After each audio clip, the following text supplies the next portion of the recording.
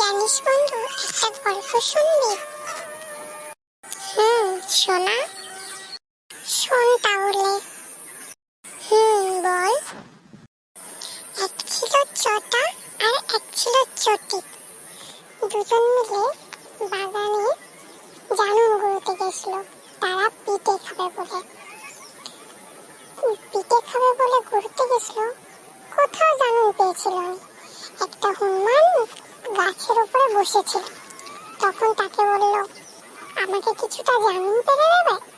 বলল, তোমরা কি করবে? বলছে, আমরা পাকান করবো।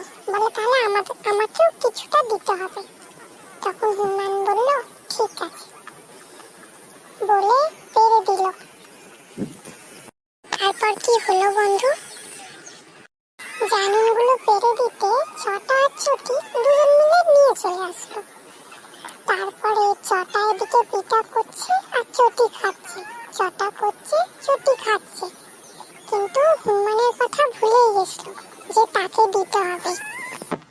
তারপর কি হলো?